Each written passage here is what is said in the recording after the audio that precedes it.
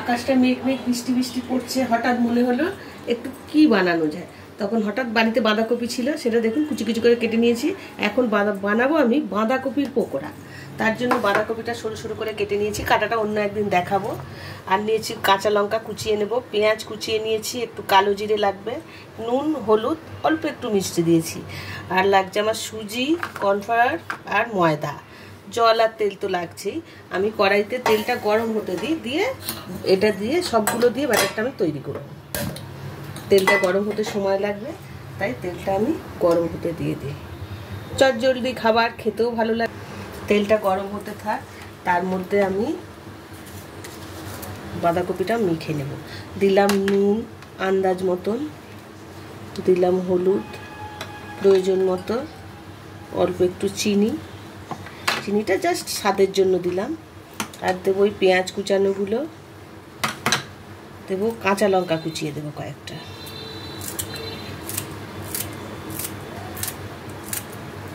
যারা যেরকম ঝাল খাবেন সেই মতো ঝাল দেবেন।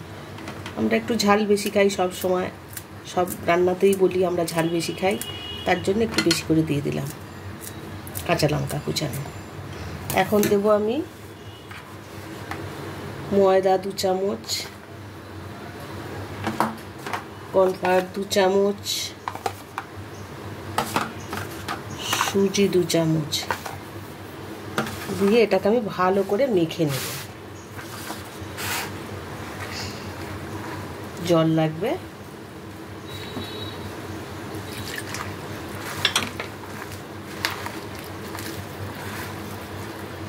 ব্যাটারটা দেখুন রেডি হয়ে গেছে, তেলটাও গরম হয়ে গেছে। এখন আমি এটা ছোট ছোট পকোড়ার সাইজ মতন গরম তেলে দিয়ে দিলাম।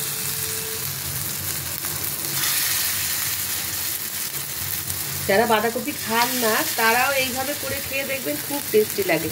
কিন্তু এটা গরম গরমই ভালো লাগবে, ঠান্ডা হয়ে গেলে একটু কীরকম, যে কোনো চপ ভাজা ঠান্ডা হলে ভালো লাগে না, কিন্তু এই পকোড়াটা গরম গরম খুব ভালো লাগে।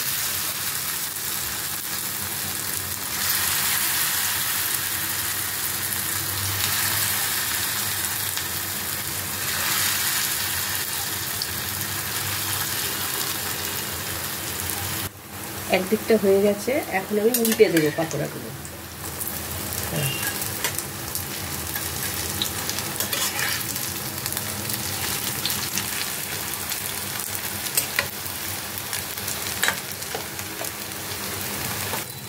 রেডি হয়ে গেছে পকোড়াগুলো, আমি এখন আস্তে আস্তে তুলে নেব। গ্যাসটা অফ করে